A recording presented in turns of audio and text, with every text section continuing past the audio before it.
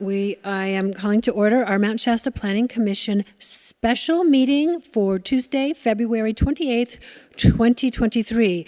And we'll have the flag salute.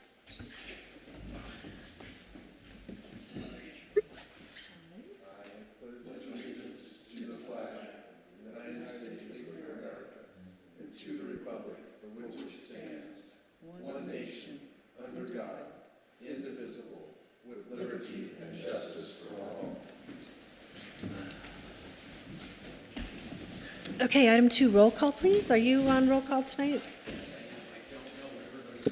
Give it a whirl. Okay, Commissioner Pardee. Pardee, yes. Okay, Commissioner McDowell. Yes. Commissioner Sarian? Yes. Okay, I got it right fairly? Yep. Okay, Commissioner Finley. Present. Commissioner Higuera. Here. Okay. Commissioner Von Boyinger. Present. And Commissioner Beck. Present. Okay, everybody's here tonight. Lovely.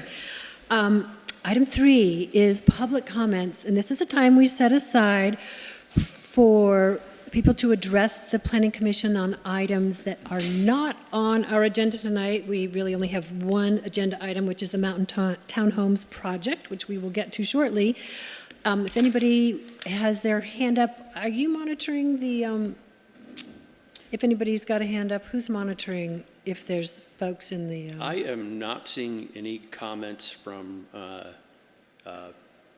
from online. Okay, and nobody here is interested in commenting. So we're going to move on to item number 4, which is our public hearing on the Mountain Townhomes project. And If Todd, I could say a few words, Please. This is Todd Uhouse, the city manager for Mount Shasta. The reason we're here tonight, we extended the public comment period based on some requests from members of the public. So we're trying to accomplish 2 things here tonight. We are taking comments from the public towards the the completion of the public comment period, which will then be incorporated into those final comments, and responses will be made to each of those at the end. So it's really an opportunity for members of the public to voice their concerns and to comment on the CEQA document, and it is an opportunity for the Planning Commission to start on architectural review, and that's it. Okay, lovely. So I understand we have the project proponents here who are going to give us a presentation. And when you're going to speak, we need to have you speak in the mic so everybody can hear and we can record it. I'm Tom Hesseldans, and I'm the landscape architect for the project, but the other project team members are on Zoom, and they may want to start speaking first. That's fine with us. So what all I see is the city symbol. Is there more going on? That's all I see. People can see. Are we being televised? So from the project team, who would like to speak first? Please raise your hand. Can you guys see me on the screen? Or can you hear me? There you are. We can now. Okay, great. So we do have Cash Bouja as well. I see that myself, Kyle, and Aaron are here. And I think Cash Bouja, I'm not sure if he needs to be let in, but he is our project architect, and I don't see that he's on the screen currently. So I just wanted to note that to see if maybe somebody could see if he was in the waiting room.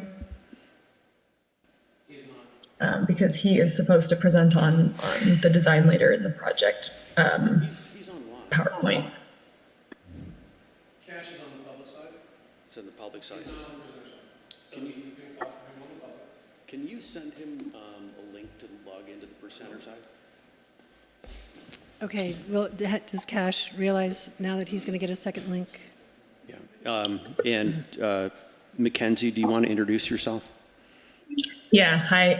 So this is Mackenzie. I'm a project manager for Dancote Communities, and we're here to present the Mountain Townhomes project, as Todd mentioned earlier. So I can go ahead and start the PowerPoint if it's time for that. Sure, we're ready for the presentation. Okay, great. Let's see. Can you see all right, or do we need to move something so you can see better, Tucson and David? Alan, are you okay with that? I'm good. Are you? Yeah. Okay. Are we good? All right. All right. Yeah. Go ahead.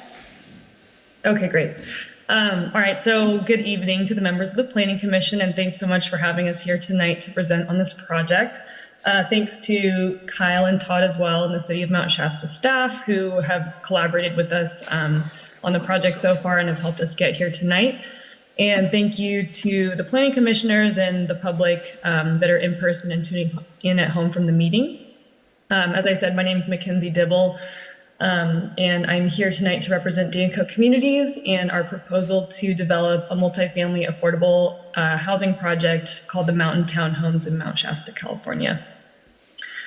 So I'm really excited to be here tonight. It's been a long time coming. We originally proposed this project back in 2013, and it was actually one of the first projects that I worked on with my career at Danco. I applied for funding for this project and we weren't successful, but it's kind of a full circle moment for me here tonight to be here as a project manager. As some of you may know, the project never received entitlements when it was presented 10 years ago, and due to this fact and combined with the minimal financing prospects from the state, we shelved the project for the last 10 years. But then in 2021, my colleague Chris Dart, who's tuning in tonight but not available for comment, was contacted by City Hall saying that the community was really in need of affordable housing. And so we resurrected the project, we got the purchase contract refreshed, and we picked up our design efforts again. So we think this is a really great site for the project. It's in really close proximity to amenities, and it's an infill site. And it also presents a few challenges and constraints in terms of the existence of wetlands and its small size. But because of the challenges, the creativity that was used in addressing all of the concerns, I'm just really excited at how the project has taken shape. And we've been through many different iterations of the design of the site and the building plans. And we as the design team believe that we have the best fitting design for the site now, including the building layout, which avoids the wetlands and does some actual wetland restoration and enhancement. And we think that the circulation has a really good plan as well. So this is the first presentation of the new design since we started back up in 2021. And as Todd mentioned, we're here tonight not to get the project approved, but just to take questions and ask for feedback from the commissioners and the community regarding the design and any environmental concerns. So then at the next meeting of the Planning Commission, we plan to have the CEQA document in the final draft form ready for approval, and the public comment period should be expired by then, and we should be able to vote on the project. As I mentioned, it's taken us about a year of the redesign. We've contracted for various studies to support the CEQA process, and we've collaborated with a lot of local agencies and trade partners to get to a place where we're finally ready to present on the design. We have contracted with Helix Environmental Planning Consultants to write the appropriate CEQA document for the project, which was an initial study and mitigated negative declaration. We've also gotten many supporting reports for the CEQA document and the environmental review, including a cultural resources report, a wetlands delineation, a biological resources study, a botanical study, and a noise study. And we're well on our way through the CEQA process at this point. The public comment period is set to close on the 6th of March. And I'm joined here tonight by our design team, which is Kash Bouja of K. Bouja Architects, who's the project architect. We've got Tom Hesseldence of Tom Hesseldence and Associates, who's the landscape designer. And we've also got Aaron Gustafson from Helix Planning Environmental, who is our CEQA document preparer and consultant. So just a little bit more about the project development up until this point. We do have some good news in that while we've been working on the entitlement design, Danco and the city has been able to secure $5 million from the Permanent Local Housing Allocation Program from HCD. And so this puts us into a great position to apply for tax credits in the first round of the tax credit competition in April 2023. So if we are successful with that fund, we could be under construction as early as the first quarter of 2024. The $5 million that comes into the project will come to the city first as a grant, and then the city will loan this funding into the development. The city can retain a 5% of the $5 million to cover any administrative costs associated with administering the grant, and we will structure it so that the loan will be repaid to the city by the end of the term. The Mountain Townhomes project would bring additional funding to the city of Mount Shasta into this project in terms of, or by way of state grants and tax credits. And the entire project is projected to cost around $20 million in total development costs. So in bringing this project to Mount Shasta, we'll leverage funding from outside of the community to support folks here locally and create jobs and housing that'll be directly beneficial to the local community. Just to speak a little bit more about that, the project is proposed to be 100% affordable, and all tenants that would live there would have or would qualify as earning between 30 to 60% of the area median income.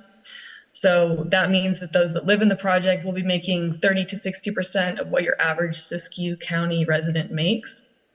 The average income for a Siskiyou County resident is about $54,000 a year for one person. 60% of that would be about $32,000. So 60% AMI would come in at about $15 an hour for a full-time worker. So you get kind of an idea of the residents that would be living there and the people that you're helping. Now I will go into a bit about the programming and the site, and then I'll pass it on to Tom to discuss the grading plans, the wetlands avoidance and landscaping, and then Cash will come on to talk about the design of the buildings. So this is the site. It's located on a vacant lot at the northwest edge of town. It's bound by Chestnut, Alder, Field, and Ivy Streets. And this is an infill site and allows, the zoning allows for residential with a conditional use permit, which is what we're going for. Just a little bit about the program. We are proposing a family project with 25 units. 24 of these would be affordable for families at or below 60% of the area median income, as I spoke before. There's proposed to be 3 two-story townhome buildings with 24 resident units. There would be 1 community building with different kinds of amenities for tenants, and then 1 manager's unit separately for the on-site property manager. There are proposed to be 2 one-bedroom units, 13 two-bedroom units, and 10 three-bedroom units. There are 48 new parking spaces proposed, so 26 of those would be on-site and 22 of them would be on-street parking. And there's going to be outdoor gathering areas as well.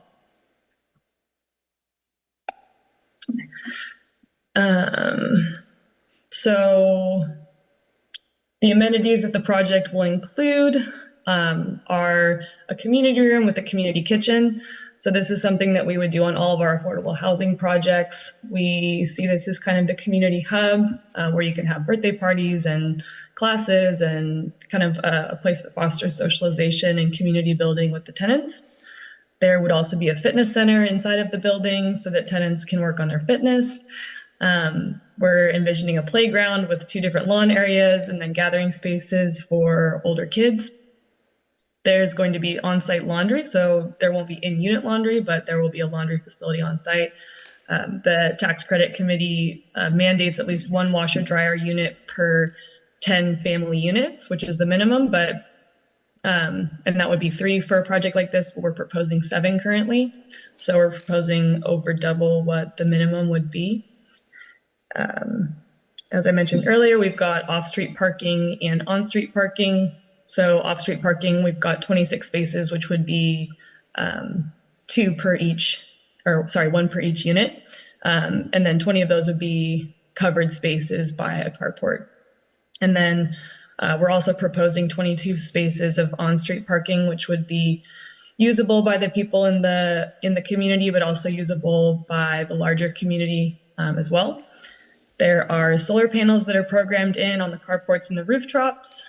There is many lots of areas for seating, and seating especially oriented towards Mount Shasta to take advantage of the beautiful views. And we're also programming in nice walkways with landscaping and deciduous trees. So just a slide on our compliance with Mount Shasta design guidelines.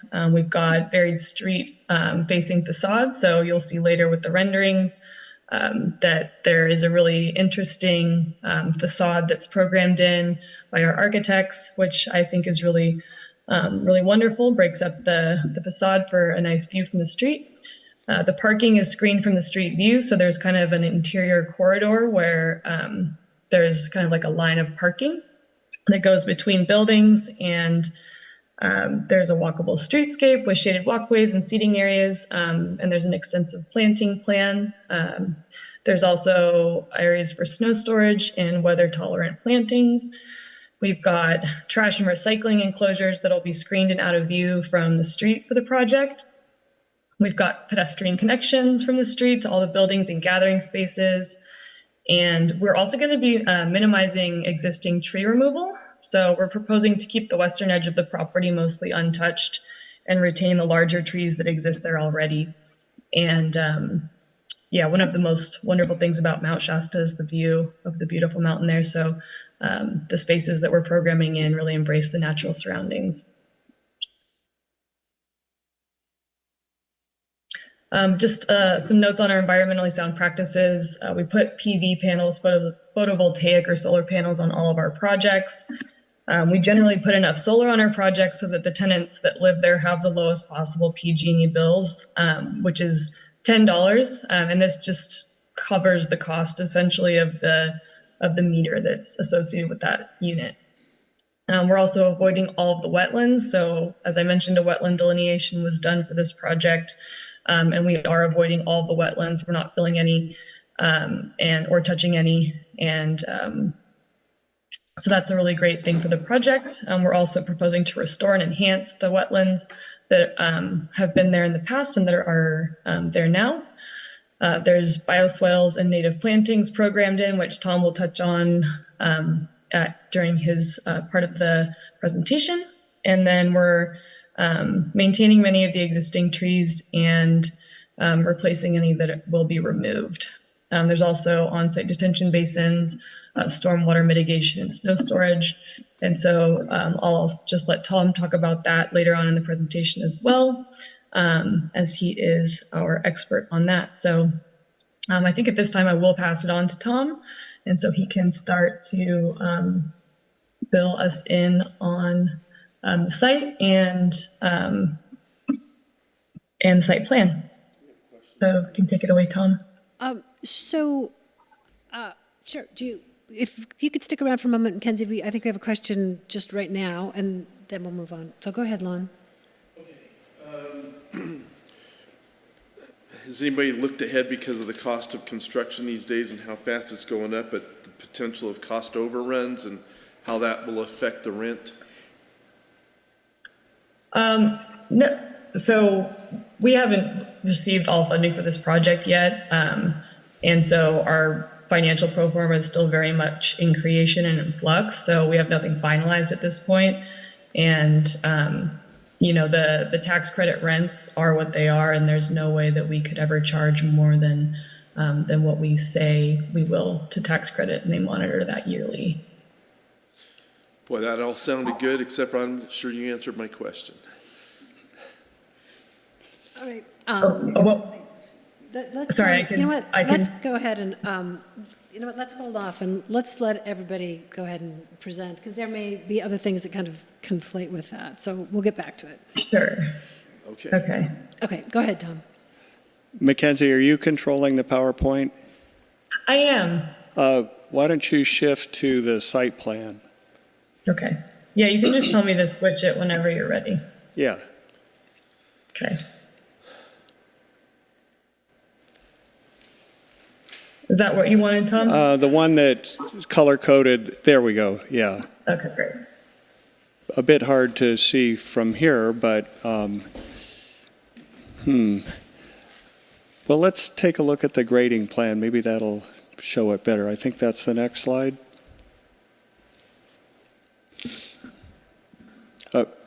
We'll go back one. Yeah, I'll work with that.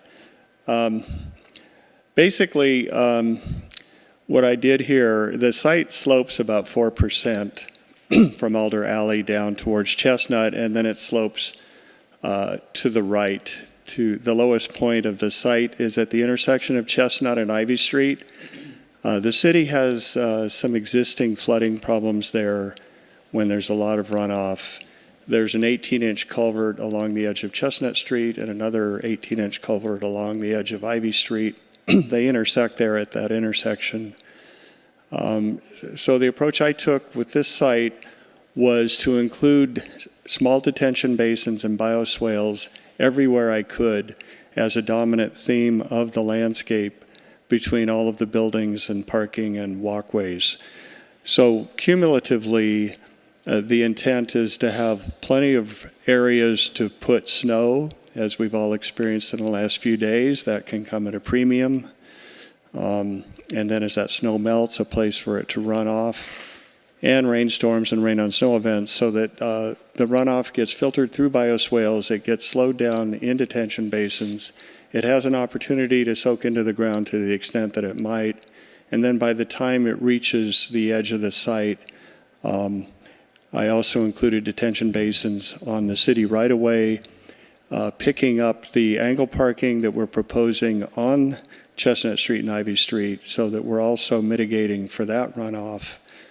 So that ultimately, when it reaches the corner of Chestnut and Ivy, we've slowed everything down and purified it the best we can, with the goal of no net increase in site runoff. And that's a critical issue anywhere in Mount Shasta, but particularly with a higher density project like this. The plant materials are mostly native. The smaller plants, the perennials, and the small shrubs will be tolerant of having a lot of snow put on them in the wintertime. For example, spirea and sedges and rushes.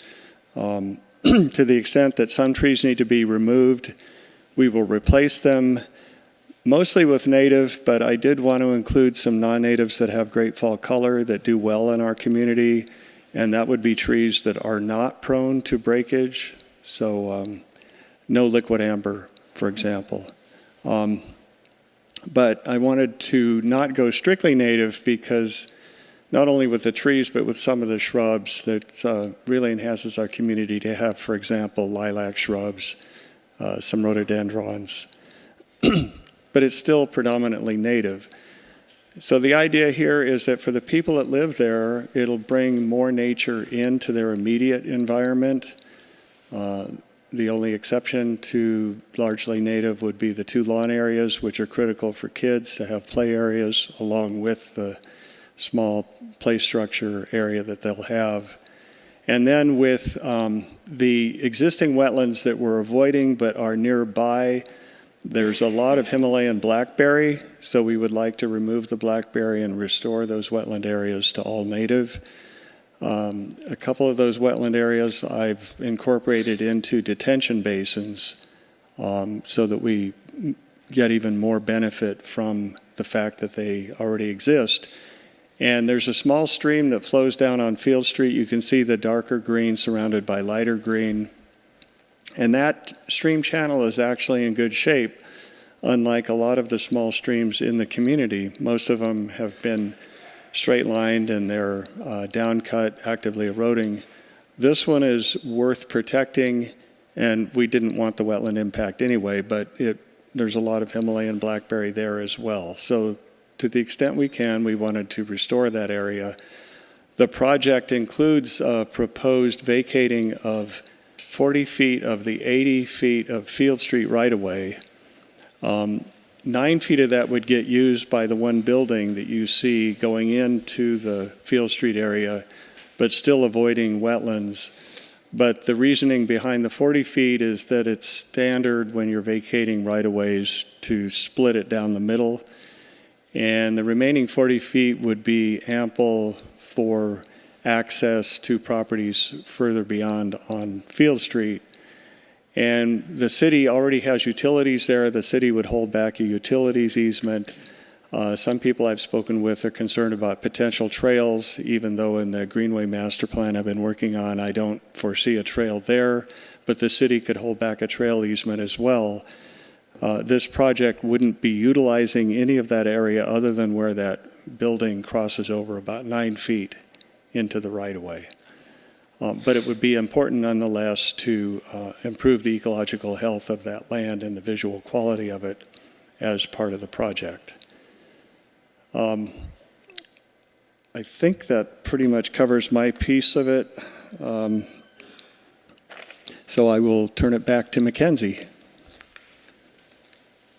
Unless you have questions of me right now. I think we'll hold off and then Okay. stay nearby. I hope commissioners are keeping track of their questions, and then you may expect some.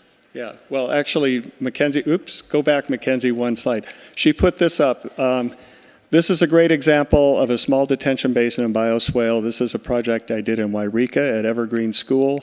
They were having major problems with parking lot flooding and ice, safety issues, a lot of concern about snow disposal. So we put this in, and the left is what it looks like in the summertime, and the right is when it's functioning. And it has an outlet box, a small concrete box that meters out the flow slowly, and it works really well. Thanks, Tom. All right, so Cash, I'm going to bring you on to let you kind of just talk about the building design now. Thanks, Mackenzie. Thank you, commissioners. Honored to be here. Like Mackenzie said, we started working on this project back a while back, almost 10 years ago, and have had many different schemes. The site constraints were primary factor in some of the design. The scale of the building had to match the context of the neighborhood as we drove up and down, and also the view of the Mount Shasta to the back and honoring that, and getting some orientation for the solar panels is primary, and wanting to break the mass and also look like a building that is contemporary and belongs to this time period. As we talk to the staff, the past and the present. So this is the view that we have from Chestnut Street. We have had a whole bunch of different color studies. Hold on just a moment. Can we switch the slide so it's less of Cash and more of the site view? Thank you. I like that idea, actually. Thank you. Yeah, so you can see that we broke up the building in 3 different masses. Obviously, there is the potential of going mid-rise, but it just didn't feel right scale-wise for the community for that area. So this is the view from the Chestnut, and obviously these are renderings and sketches trying to give you a sense of the mass. So we can go to the next slide, please. This is the building A floor plan. The units are, as for family units, we've designed townhouses so that there's a bit of an independence, not too many common walls, just 1 or 2. And we can go to the next slide.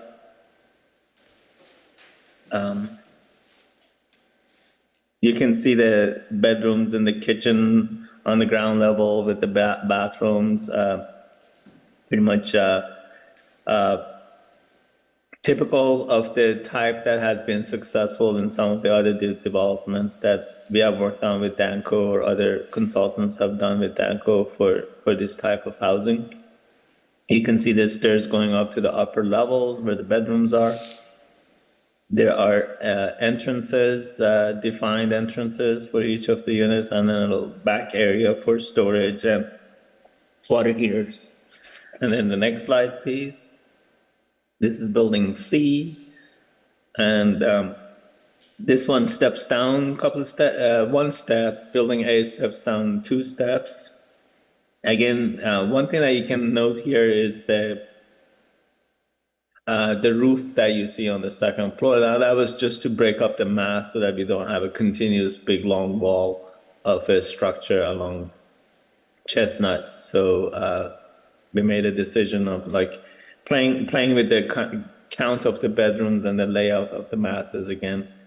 And that worked out pretty well in our studies, in our opinion. And then the next slide again, please. This is the manager's residence is on my right, and we try to make it up, do a good unit for them, nice size. It's important. They have a difficult job, and it's important for the units to be nice and comfortable. And sizes of the bedrooms are relatively decent, and they have a nice view of the Mount Shasta with their own private entry and parking and patio. And then the other building is oriented also towards the Mount Shasta view, which has the fitness room, the office for the manager, and then a common kitchen for birthday parties and whatnot. But as Mackenzie mentioned, there's a common laundry facility there, and then 2 different picnic areas and outdoor gathering areas, one of them facing the playground for the children, which is near the wetland area. So it kind of like opens out to that open space. And the next slide, please. Yeah, the building materials, looked around, and also considering the maintenance and the cost as mentioned, and the style of the building, we've gone back and forth, and we're looking at fiber cement lap siding, panel siding, corrugated metal siding, standing seam or asphalt shingles for the roof depending on the cost. And then definitely energy efficient vinyl windows, and these are all, a lot of that is driven by the code these days. And then the next slide, kind of hard to see, but there's for some people probably, but it shows this is an example of just using the different materials to have different accents. Again, break up the mass and give some depth as we look at the structure. And one of a good example, maybe visually, to try to picture this is in the next slide, which is of, I'm sorry, the one after this.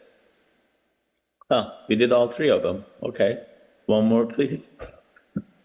This is the manager's unit, and then, yeah, this one is where I was going. And that one, this shows what our concept or the different images that we shared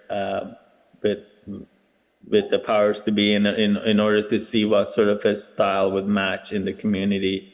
Again, being contemporary, and also it works well with the scale of the townhouse units that we have, and the partition walls in between them, and also the entrances and exits. So we share this, and this is the path that we took as far as the vocabulary of the different architecture that might be appropriate here, with the various different bright colors, which we've done on some of our other projects before and have been really has been received pretty well. And then the next slide is another couple of examples of the different nice modern lines and different ways of using the hardy panels and hardy boards with the vinyl windows. And then the next one is the sample of mixing the corrugate siding with the hardy boards, as we mentioned before, in order to break up the mass and bring different textures. And it has to do with the verticality and horizontality of the masses. In order to be able to make it balanced, you just go with these vertical or horizontal lines. And then this is a couple of more examples of the standing seam roof. And then also even mixing it with shingle roof, and the slow pitch versus the steeper pitch in one of the pictures, or just going standing seam all around. And I'm sure you're familiar with all this. And then the next slide is the 3-dimensional views of the project. renderings. Again, we're just throwing some colors on the structures, and this is the one that steps, the three, has the two steps, has three different levels. This would be along the Ivy Street, the building A. And then we got the back side of it, which is towards the yard, coming out of the units. Building B street side, Chestnut side, and then the back side. It again shows, trying to break up the masses so that, again, it doesn't look like a big box. And then we'll continue down to building C, the front street side, the back side. And then we probably see the manager and the community building with big windows with transoms looking towards the mountain for the community building on that. And then the next slide is the overall view of which was kind of like in the cover, in the very first picture that you were looking at. It shows the setback from the street, and then the sense of, again, not doing one big bulky mid-rise, trying to get the program by breaking it up and matching the scale of the community, and also not have the residents like share common hallways that they have to negotiate with other users to get in and out, and not having that apartment style, going with the townhouse style was one of the major decisions in the process. Thanks, Mackenzie. This is the backside. Yeah.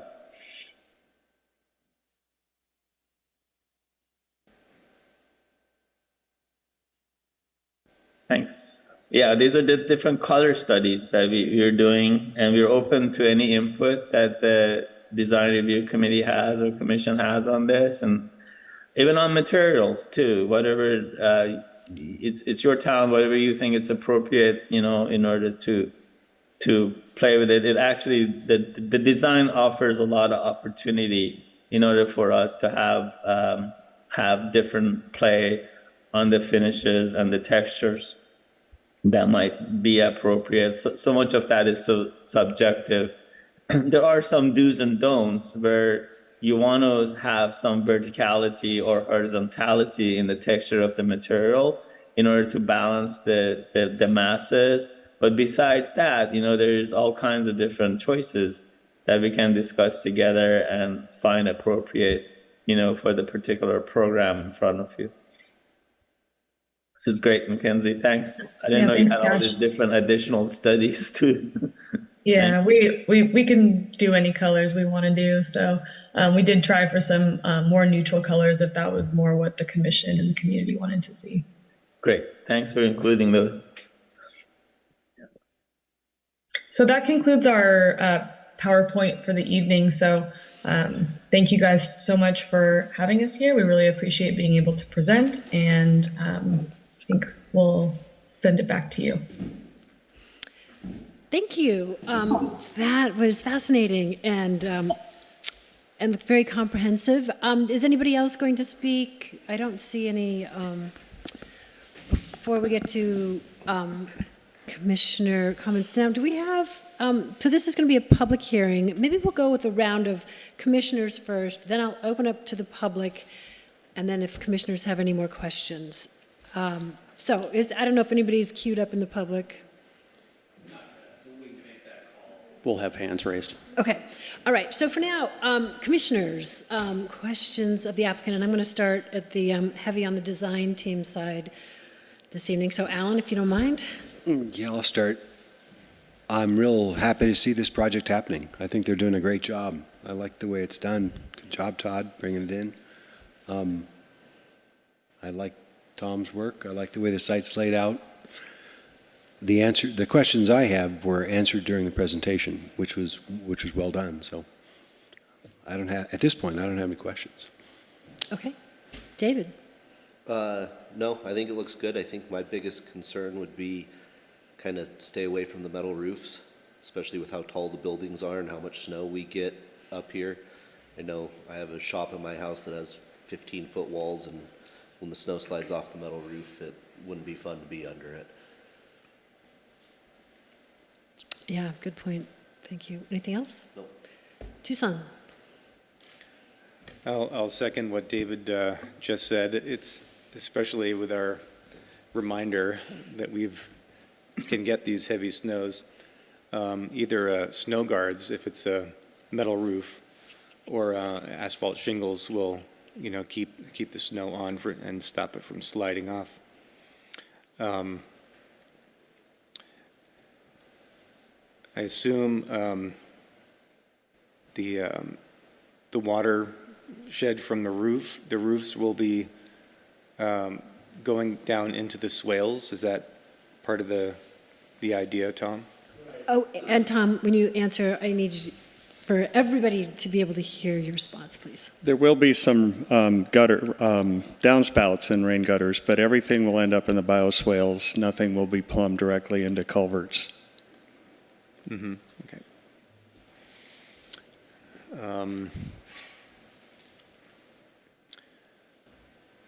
It looks like there's, adequate parking, although half of it's on-street parking. And as long as, Public Works is good with that for snow removal, and there's enough space there, especially on those diagonal lots for, curb, gutter, and sidewalk, bike lane. It's pretty tight on that Chestnut Street. And if there's a way to almost shift that a little bit into the site a little bit more, I think that would give just more adequate space on Chestnut for backing out and bikes and whatnot. And those are my immediate comments. Thanks, Tucson. Belinda. I think it's a great thing that we're going to have happen. I don't know who's going to choose the colors. That's like really interesting. I was just going, oh my gosh. But, and I agree with the roofing. Are there gutters over the doorways so that when people walk out, they don't get saturated with snow or rain or whatever? I saw nothing about any electric vehicle charging stations. And hey, that's what's happening. And I don't care whether they're low income. They're eventually going to have cars that are EV. It is part of the code, so they will have to comply with that. It's in the building code, so they will have them. They will? Yeah. Okay, well, I just want to make sure. And very little about bikes. There's nowhere for bikes to be stored. There's nowhere for bikes to be chained up. And I'm very concerned about both of the diagonal parkings, because one is the huge downhill into town on Ivy, is that Ivy? Mm-hmm. And diagonal, I mean, that's right down from the school, I believe. Isn't that the road that comes, that's a direct line to the school? And Chestnut is a disaster in that area, and not the fault of this particular project, but just that it has one side that is like, well, you don't want to fall into it, that's for sure, and it's not wide enough to have a good bike lane, and it is going to be the main bike way to go to the park or anywhere north. So that needs to be addressed. That to me is really, really, really important, because you're talking about people that may not have cars, or they have one car for the household, and other people are going to be riding their bikes to or from school or work. And we need to make this pedestrian and scooter, cycle, electric bike friendly. Otherwise, I just think it's great, dandy. It should have happened back when it should have happened. It was cheaper to do, but it didn't happen. But anyway, thank you. All right, thanks, Belinda. Vaughn. Okay, back to the question I had. If there's, I'm trying to understand the method of how these are going to be affordable for somebody if there's price overruns.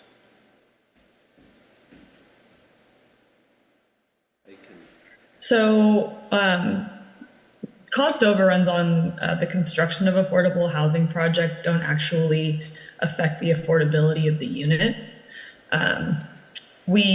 Like, as I mentioned, we don't have our financing fully fledged at this point. So we understand because we're doing these type of projects right now, and we've had cost overruns on them.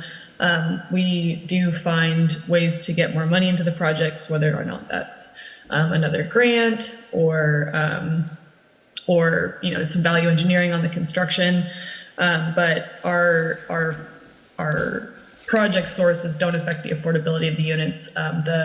The units affordability is mandated by tax credits. So once you apply for tax credits and are awarded the tax credits, you're set with a specific AMI count for your units. So as I was mentioning, this project is currently projected to be between 30% and 60% of the area median income.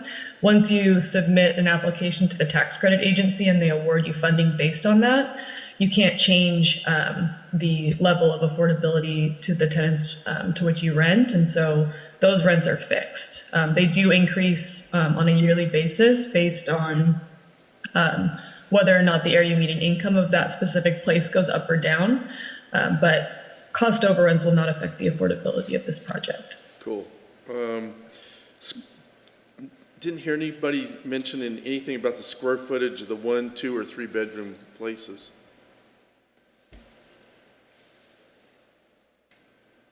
I'm sorry, can you repeat the question? You know what, can you get closer to the mic? Or vice? Nobody can get closer to me. Either one works. Okay. My question had to do with, I didn't hear any mention of square footage for 1, 2, or the 3 bedroom homes or condos or townhouses. Cash, do you have that information in front of you right now? I just opened it. It's on the. Because I looked over and I just didn't see it, but. It's right, it's in this table. Okay. Yeah, it's on the title sheet, dwelling unit A1 through E1. Okay. All right. Yeah. Yeah, so it looks like the for your average 3 bedroom, let's see, 1,200 square feet. 11. Okay. 2 bedroom, 1,000 square feet. 1 bedroom, about 600 square feet. Okay. So in general, I have a favorable view of the project. I do have some questions, and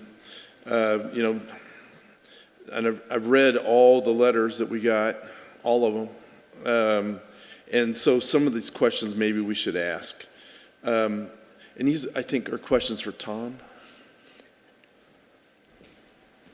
So Tom, I've seen these pictures, but then all of a sudden... Hey, Vaughn, into the mic. So that we can, because it's recorded and so folks can hear you. Okay. Thank you. All right, so the question really gets, I'm having questions about, I'm hearing about swales and everything else, but some of the pictures don't show where those would be, and some do. So apparently I'm a little bit confused about where they are. The simple answer is they're essentially everywhere, because normally you outslope, building code is 5% outslope for about 5 feet out from any given building. So what I did with this site is to outslope more steeply than that, so that every single planting bed is lower than the building and the adjacent sidewalk. And given that the site as a whole has slope at about 4%, that I can have that water flow in those low areas. And then wherever there was a wide enough planting bed, I put a detention basin there, not as some deep, steep-sided hole in the ground, but very gentle, but more substantial than a bioswale. Everything will be vegetated, so nothing will... We may do some rock lining decoratively to, in case there's any risk of erosion in the bioswales, because at 4% slope, depending on the amount of water in it, it could get erosive. But the intent was not to line the detention basins with rock. I'm guessing that there must have been some sort of report where you're looking at aquatics, existing aquatics on the property. Yes, the wetland delineation that was done included a biological assessment of the whole site. Was there anything of note found? No. Okay. No, there's a number of species of concern that they're obligated to look for depending on the specific area. So Red-legged frogs, all the rest of it. Right.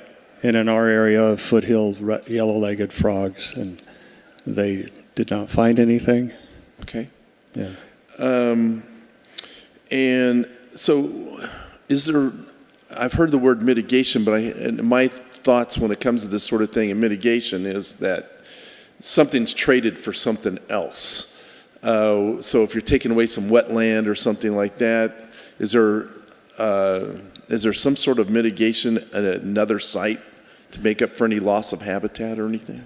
We're avoiding wetlands completely, so there's no wetlands to mitigate for. There will be some riparian trees that need to be removed, and California Department of Fish and Wildlife brought up that issue, but we were intending to deal with that anyway by replacing those trees with similar native riparian trees. Okay, because some of it just seemed like low-lying ground, so I was just trying to make sense of it all. The low areas are where the wetlands are now. Right. Most of the site is fairly flat. It had been filled many years ago, graded out. The alley itself actually is raised up a little bit. And in talking to Mike and Vanetta Brown, who have the property next to it, the owner of that property had actually built up a berm along the alley to redirect water, which is what happens now. You can see in that drawing up there that funny shaped green linear feature that turns up at each end, that's intercepting water off of the Brown property and taking it over to the culvert on Ivy Street. And the city actually owns that lot, interestingly. Okay. I think that is, I just want to double check. I think that's it for my questions. Okay. Thanks, Bon. Can I hit Paul and then I'll come back? Oh, yeah, go ahead. Paul. Okay, I'm very happy to see this happening. One thing that I'm particularly happy about is the use of the cement siding. Not super crazy about the metal siding, but they're all both very fire retardant, which in this day and age is something that's really important, which, with that being said, would lend me personally to probably lean more towards metal roofing for that reason, if nothing else. The other couple concerns, I'll be as brief as possible.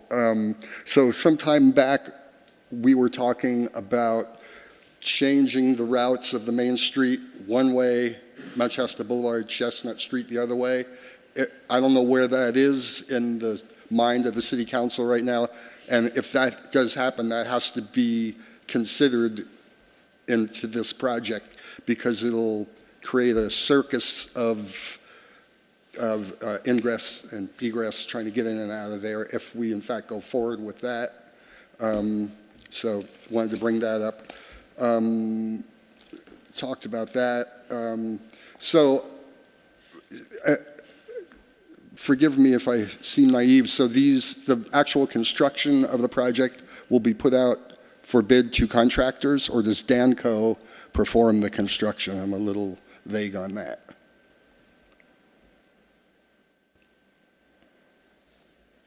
We generally have Danco Builders Northwest, a related company, be the general contractor on our projects, and then we would put it out to bid to subs in the local area for all of sub-trades. Okay, and then final question would be on the agenda. It shows the Weldon Trust as the owners, but you as the project.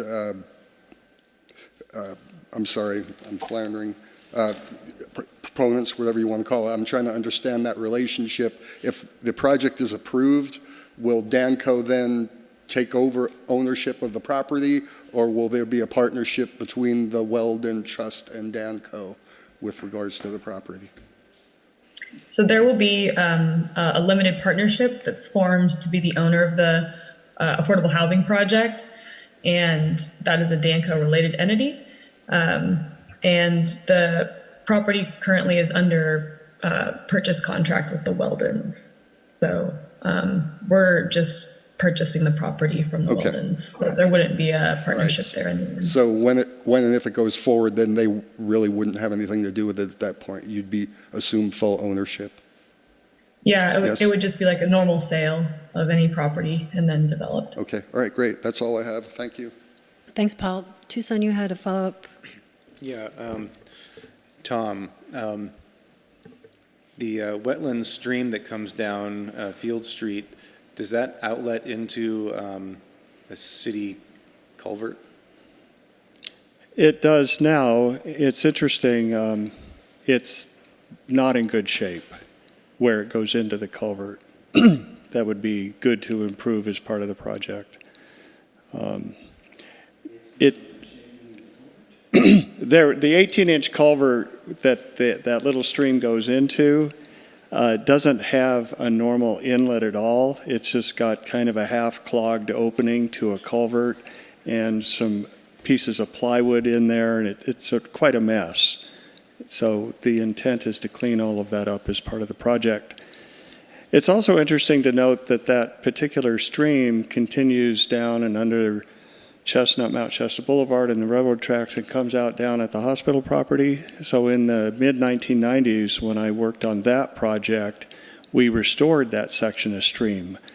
And at that location, it was a straight line incised about 6 feet deep, eroding banks.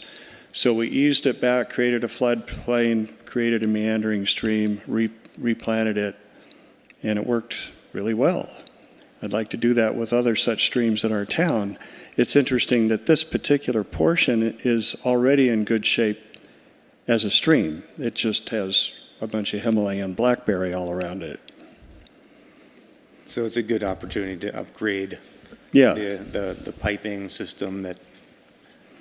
Yeah, the stream itself, it's just a matter of restoring it back to native vegetation. And then where it goes into the culvert, I have a detention basin located at that vicinity so that it'll still be a stream heading down, but then at the culvert itself, it can have one of those concrete boxes that has the metered inflow with the grate on top in case it overtops.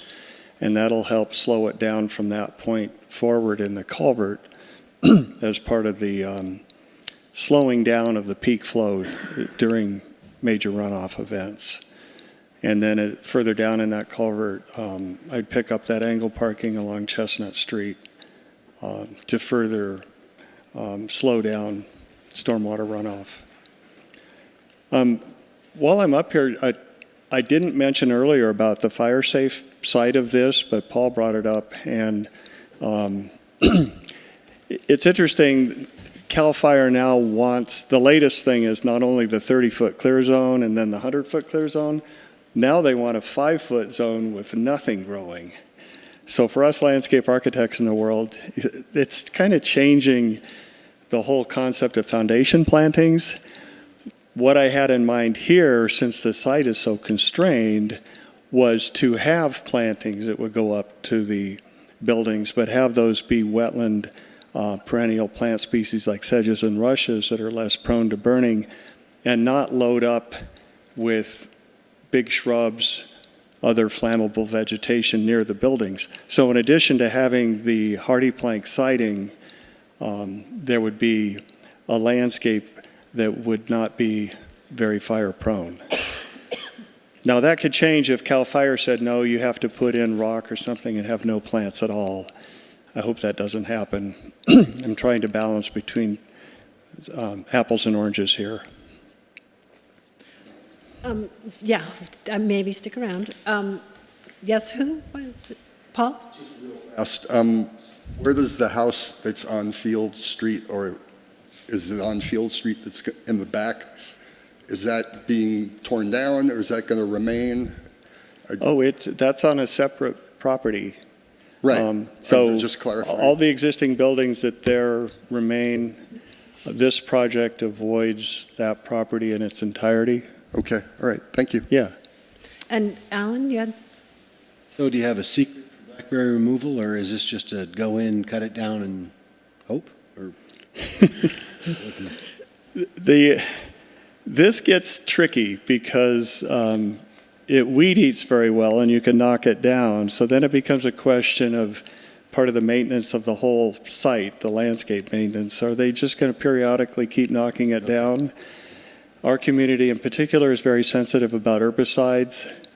In ecological restoration, it has been found that certain herbicides do well in knocking down Himalayan blackberry. They even used it in Castle Craig's Park a few years ago.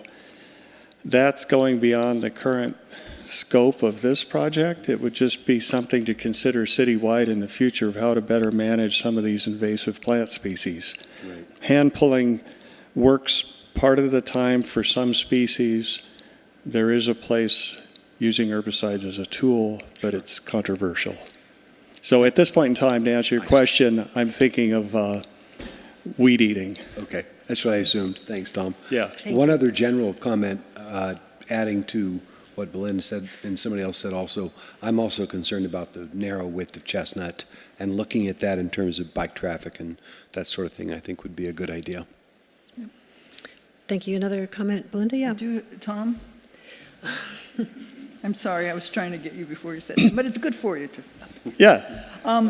So I know that there is that little house that's on the corner of Mount Shasta Boulevard and Where Chestnut comes. Chestnut, Field. kind of, or Yeah, Field, I guess, that one? You know, the one that's. Yeah, the one that was, had an outbuilding The that was sinking sinking house, yeah. into the wetlands. I don't want to insult anybody or anything, but so that stream that goes underneath Chestnut Street, does it come up again in their yard and then go back down underneath Mount Shasta Boulevard?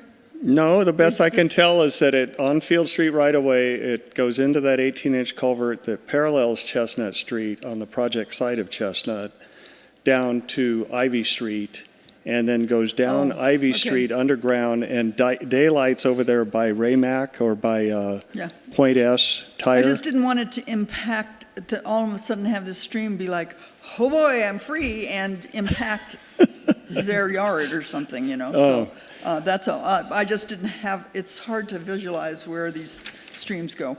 Right. And now you've cleared that up for me, so thank you. Well, I actually participated in a hydrology study when we did the hospital project back in the mid-'90s and had to go out and map all of this stuff and figure out where it goes.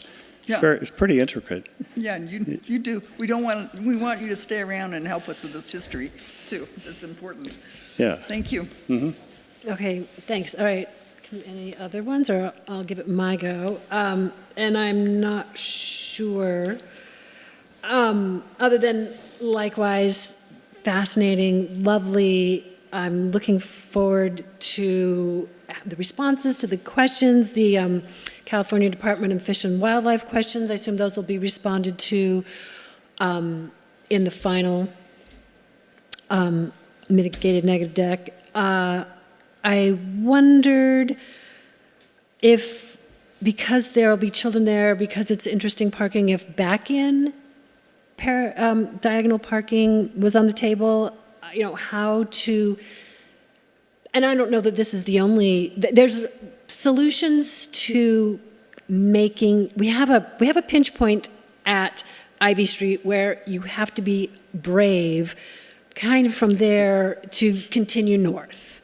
And of course, we want to encourage all kinds of bicycle riders to move north on Mount Shasta Boulevard and to get into that part of town. So we don't want this project to compound or complicate bicycle access moving north. So one thought is, you know, back-in parking, making more space for a bicycle lane within the project.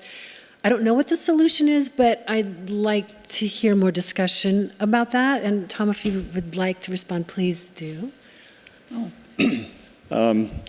The angle parking is the same as what you see the next block over, and it does not encroach into the existing asphalt. So it's interesting that further down on Chestnut, the full width that has angle parking both sides and the travel way in the center is less than the normal 65 feet of width that you would want to be seeing.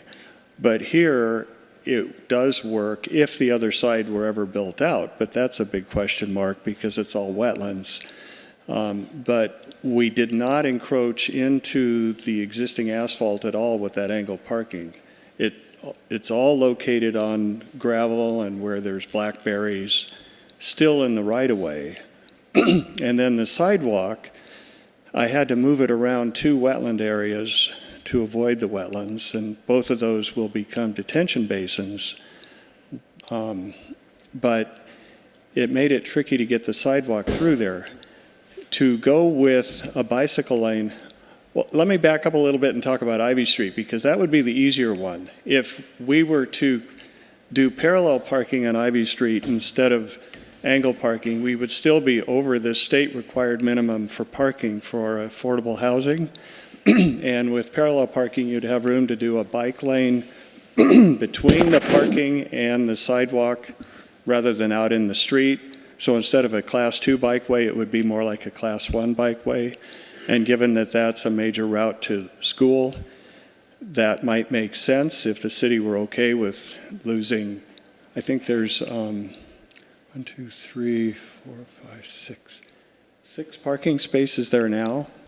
So you'd lose maybe 3. You'd have 3 parallel parking spaces. Now, Chestnut gets trickier if you're trying to continue a bikeway north on Chestnut Street. So I get the concern about being behind cars. And recently I prepared a site plan for a potential Castle Street Park, and I showed that becoming one way. And by the way, Paul, the angle parking here would be consistent with one way or two way. In this case, it's a question of what happens on the other side of the street.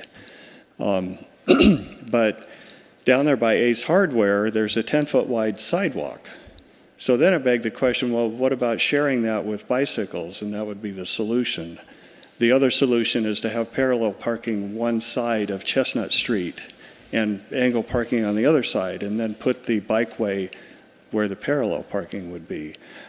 You lose parking spaces in doing that. What if we made it one way from Ivy to Mount Shasta Boulevard? Well, that site plan that I prepared for Castle Street Park was one way, but I still had parking both sides.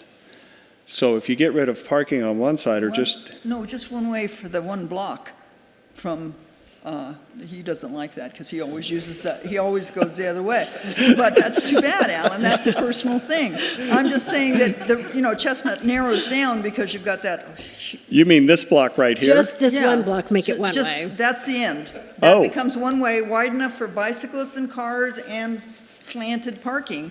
The only people that are going to suffer is Alan. What about me?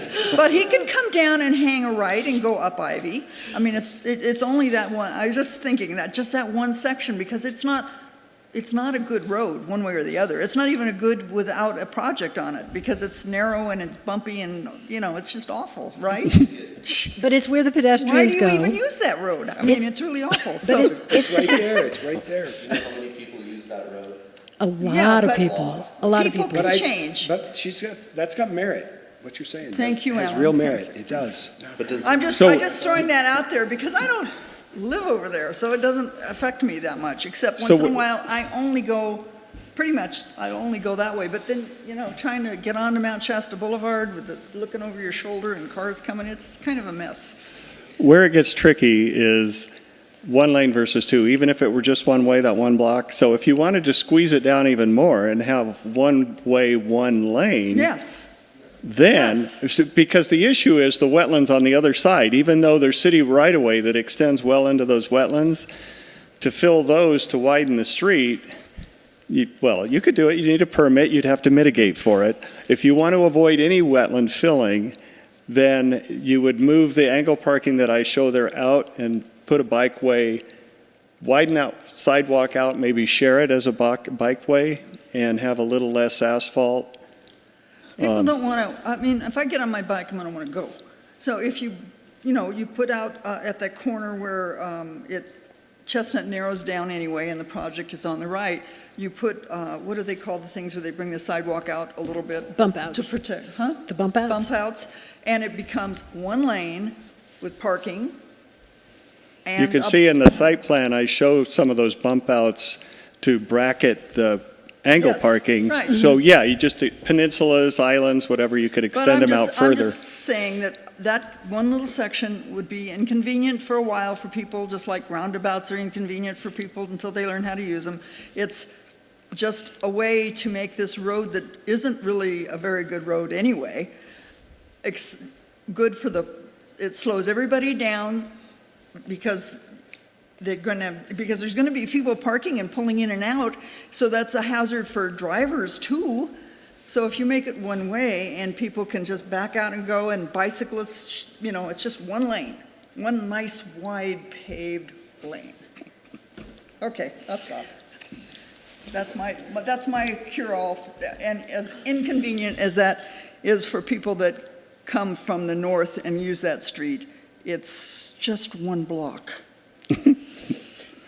So it sounds like we'd like some discussion about making this safe for bikes. It looks like you've already addressed the pedestrians. So we have the recent Alta plan that was finished of the walk, bike, ride planning program. Which And- wasn't referenced in here. I was surprised they referred to the old master plan in the initial study instead of the new one, which seemed odd to me.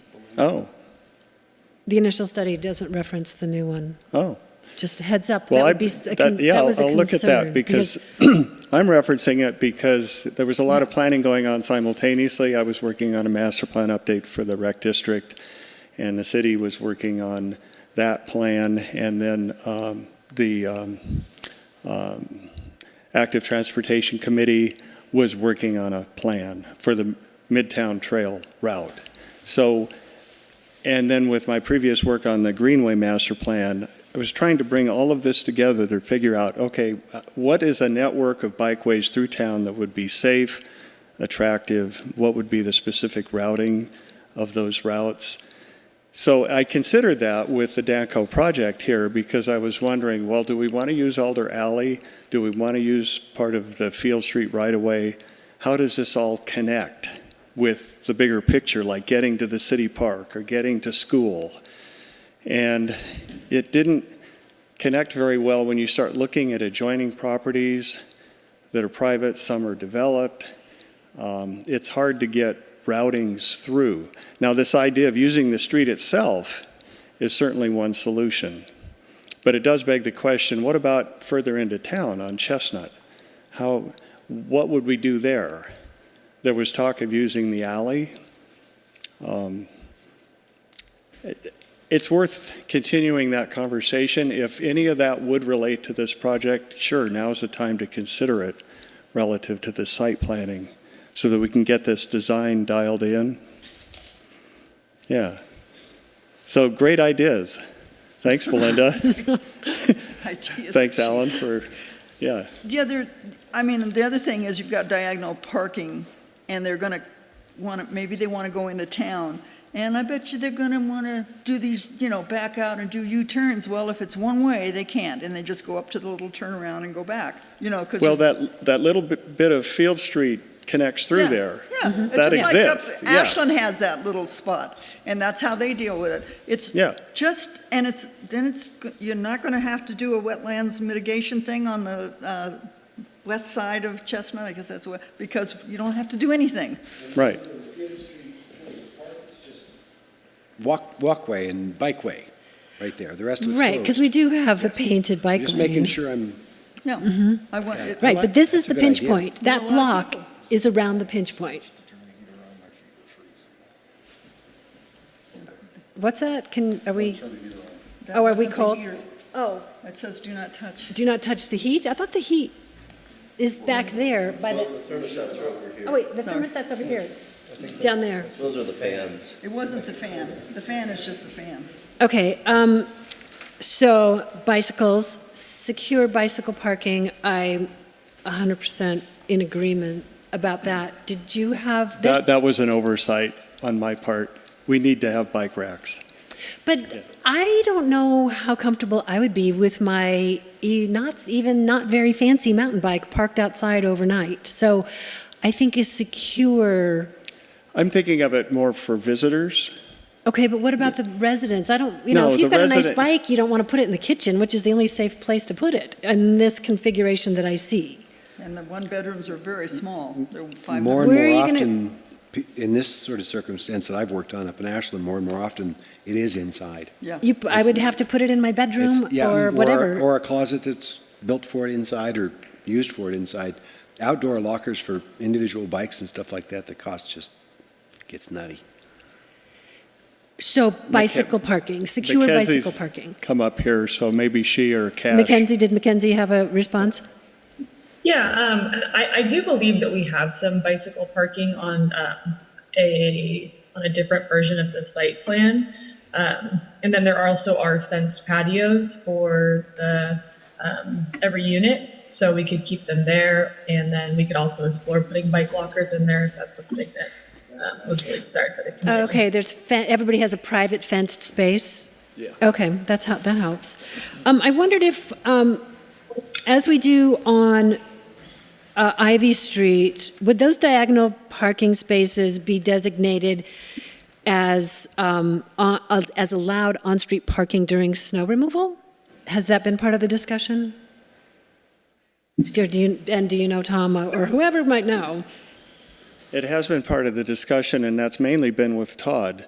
And apparently the city has an exemption for people who are using street parking adjacent to a residence, but maybe Todd, you could speak to that? Like we do, like on Ivy, there's on-street parking during snow removal. Would this be a similar situation? I'd have to check. Okay, just, again, if it's going to be a squeeze for parking, it just might be part of the conversation.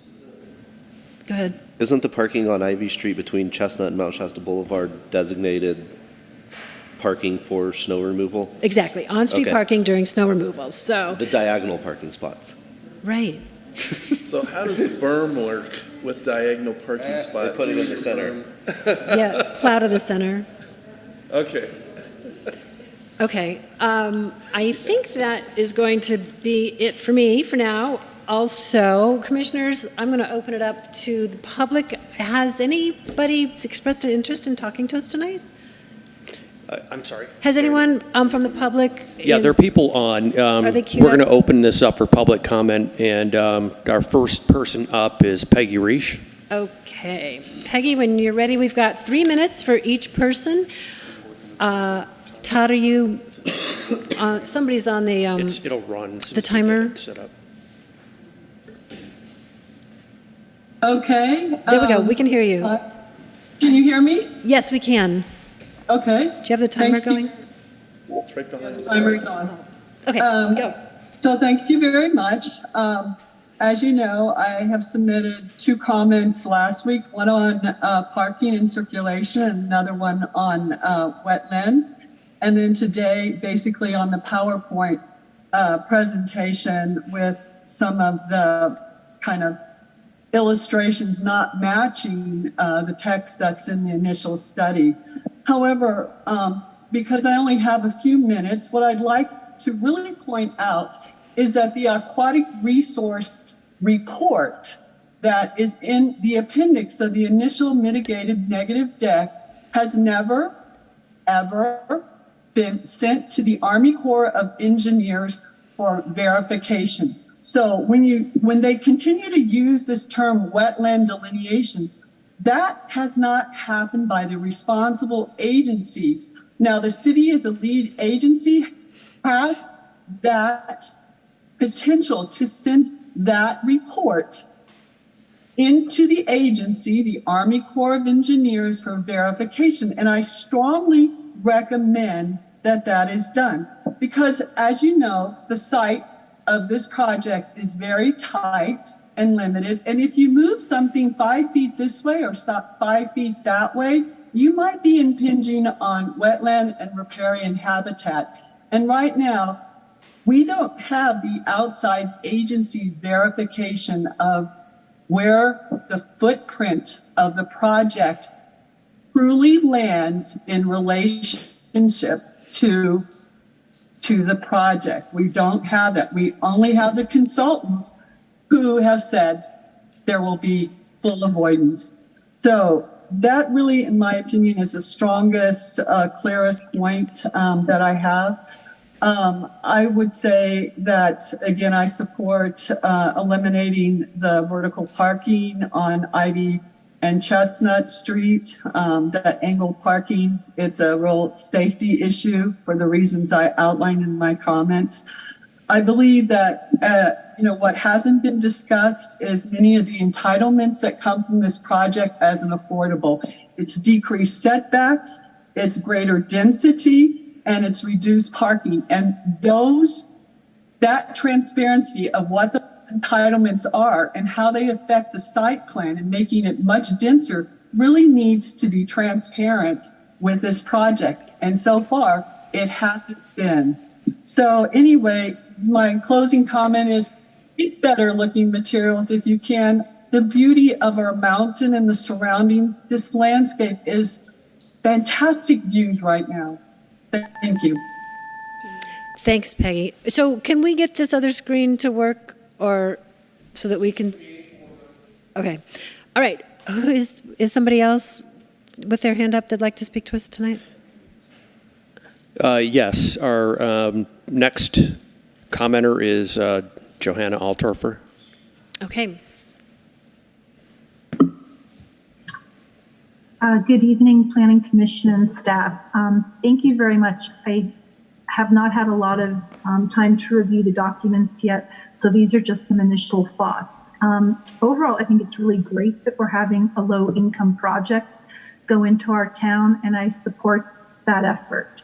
We certainly need more housing, and I like the contemporary design and the solar panels and all of that. I do have some initial concerns, and I'm sure many of these can have solutions designed into the plan. It's a large $5 million project, and I think we need to, but it needs to be accounted for. The parking concerns me, the 22 parking spots on the city streets, and why they're not on the parcel, because I think it's zoned R3 or C1 or something, and so it seems like we have more parking needs than the parcel allows. And what will happen when we have snow there? Where are the cars going to park? I understand cars are getting ticketed there currently with all this. And then will there be room for bike lanes, which was brought up? And also with the diagonal parking, will a lot of these cars do an illegal U-turn and turn south to go to town? Let me see, what else did I have? And are we setting a precedent for off-street parking with other projects?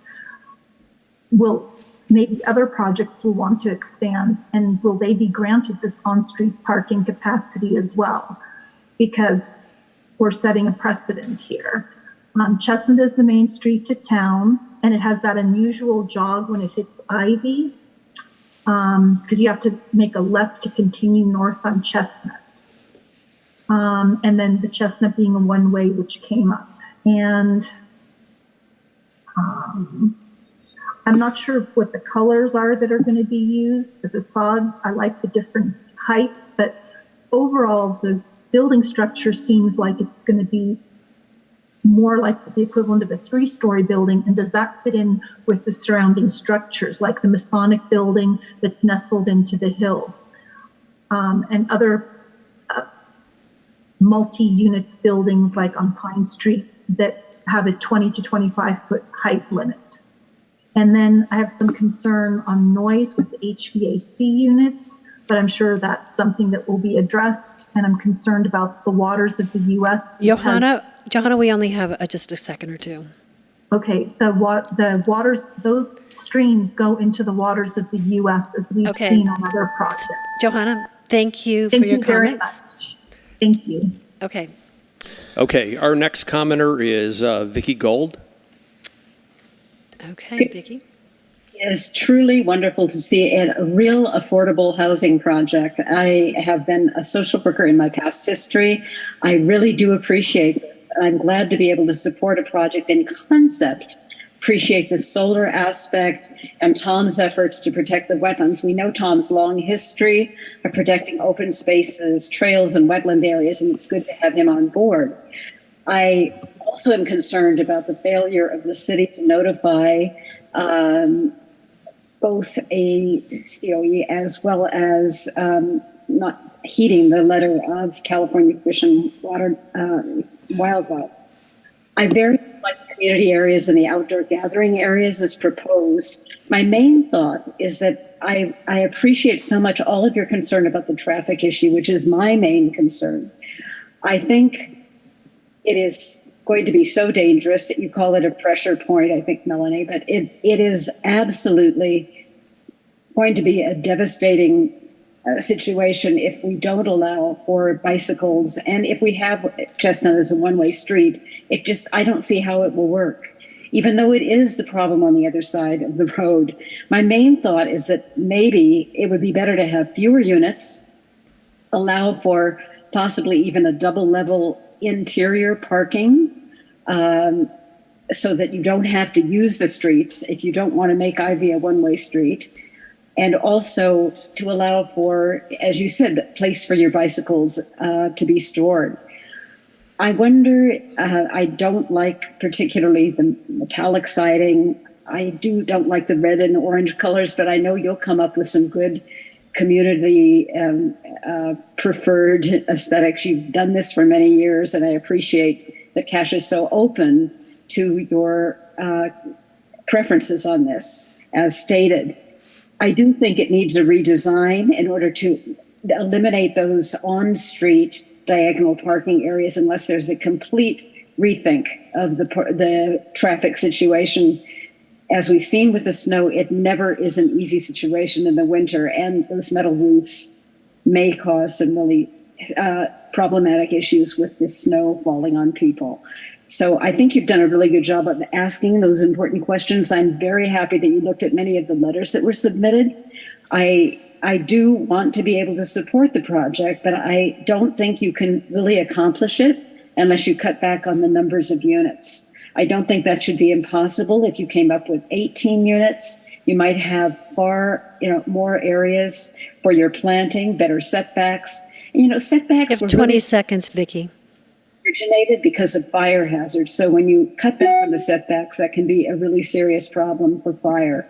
So thank you very much for your evaluation and for allowing public feedback. We do want to see this follow all the protocols because it's a $5 million grant. Thanks, Vicki. Who's next? That is it. Interesting. Okay. Then, commissioners, do we have any more questions? I'll start over here. Paul? Does Mel want to? No, I think you're part of the team. I'm assuming you're part of the team. Did I miss you? No. You didn't want to speak? Public comment from the audience or no? No. Okay. I don't think. Okay. Okay. So, Paul? No. Vaughn? I just want to know, did we hear from any actual neighbors at all? No. There's not a lot of, I think there's a lot of rentals and so on. You're a neighbor. I live up the street. I'm just, did we send out the normal letters and all that? So we went above and beyond with all noticing. Yeah, we notified everybody within 300 feet. Cool. All right. Okay. That was it. Belinda? Is there, I don't know which verb, a traffic study, is that being done, or does it have to be done, or? It hasn't been done, and it doesn't need to be done. Okay. We have a new hand. We did have a new hand up, but I think we're closed. No, we don't have one up. Okay. I was thinking also my little one-way street design, great for plowing snow. Those people can stay in those diagonal spots, and all the snow gets put over in the wetlands to the west. Okay. To flood the house out. That would be good. Would solve a lot of problems. Tucson? Regarding the colors, Excuse me, can we keep the comments down so that we can all hear? when you guys come back to us for the next meeting, it would be helpful to have like color samples that we can make some choices from. I know that maybe the bright colors that have shown up on the renderings may be brighter than what you're envisioning. But different, color choices and palettes would definitely be helpful. As far as the metal siding, that lighter galvanized metal corrugated can really be reflective and cause some glare. So I would probably use that to a minimum. And that's just my comments on it for now. Can that be painted? I Then you don't have to think you'd maintain want to paint the. Is it ever You can get colored metal siding, Well, I mean, I don't know. I just, but if it's, what they were showing was like yeah, it was the silver. a bright, But you could get a reflective. bronze or something like that. Anything you want. probably, Yeah, yeah. Because I don't mind the metal, but I understand what you're saying. where they make like It's core baked tin on. that's like made to Rusted. kind of rust. Yeah, to rust, Yeah. that would be Yeah. fine. Okay. I guess one thing I didn't notice on the site plan to begin with was on the north side of Chestnut Street at the property, the sidewalk just dead ends at the, whatever you, Field. it Field doesn't Street. connect community into building. anything that would be future to go up Chestnut and Mount Shasta Boulevard. And then I'm just a little bit confused on the on-street parking because the diagonal parking spots are technically not on the city right away, they're on the property of the unit. So is that any, Oh, yeah, maybe. I mean, what's the difference between that and a driveway that somebody pulls into and then backs out to onto the street? It would be on city property. I don't think so. Yeah, no, the proposed angle parking is on the city right-of-way. Yeah. The right-of-way for Chestnut and Ivy are 80 feet wide. Gotcha, okay. So your existing paved roads are much narrower than the actual right-of-way. Okay. Anything else, David? No, and I don't really see a problem with diagonal parking on Ivy Street because we already have diagonal parking on the next block, so. Alan? I really like the idea of the dead-end street. A dead end? Oh, Well, and on Chestnut and doing that and narrowing it down and then One lane, not one. but wide for Yeah, and biking. ending, and having to turn left on Field down to get onto Mount Shasta Boulevard and having that one little strip between the triangle and the one that I dive off onto real quick when I'm on Mount Shasta Boulevard. What about fire trucks, that sort of thing for that? There's ways of doing it that would make it all work. I'm sure Well, there are. is Chestnut part of the Caltrans old 99? Even if it is, we could go through a process, I think it's excellent idea. well done. So, that's all. Yeah, the bike idea was, this even mention bikes was good, so. Way to be good there, Belinda. Melanie would have done it too. Anyway, Yeah. nice jobs. I like what you guys are doing. I just had one comment about the sidewalk. I mean, that is the pedestrian route heading north from town. People I don't think people walk over on the boulevard as much. People walk in the middle of and along Chestnut, and I don't know, comfort? How does it feel to be walking between those, what would feel like their personal parking spots and the structure? I mean, that's going to be the main way that people walk north. Kind of like somebody walking past your back door. Sort of. I don't know if that's a thing. It's Maybe just, mostly them that walk that. well, no, I walk that all the time. I would be walking that sidewalk To where? to the tire shop. For instance. Me too.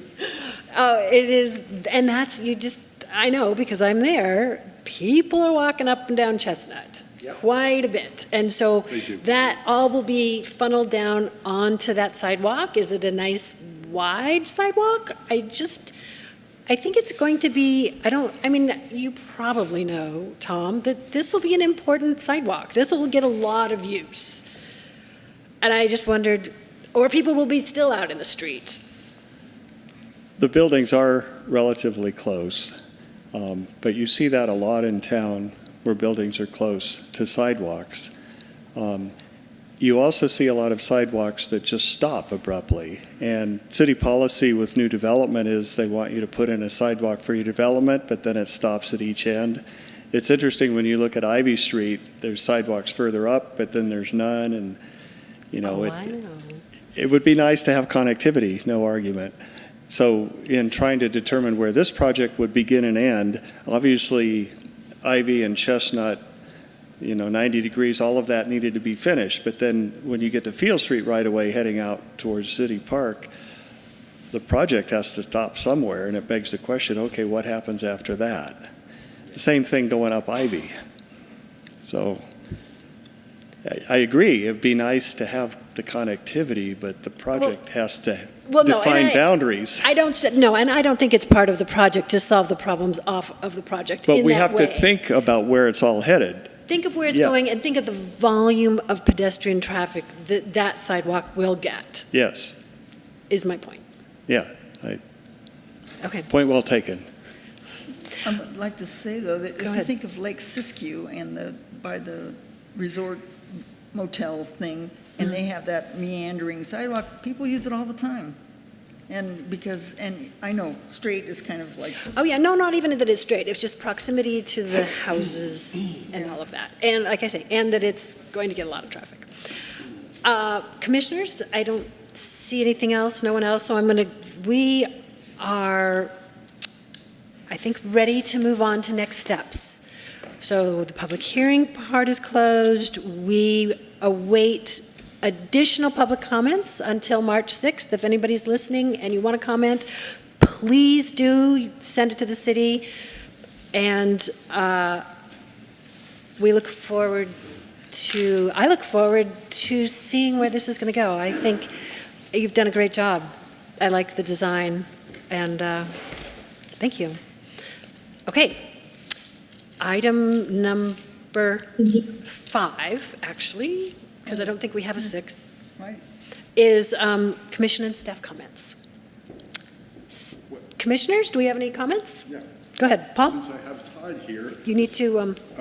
Since I have Todd here, this is something I've been complaining about forever and ever. The little section of sidewalk across from Commissioner Findling's house, and then the one that goes around the corner up Caroline is in such bad shape, and kids have to walk in the street to attend Citizen School. So could we please put an eye on that, and maybe sometime in the future, it's a safety issue. That's what I've been harping on for about 5 years now.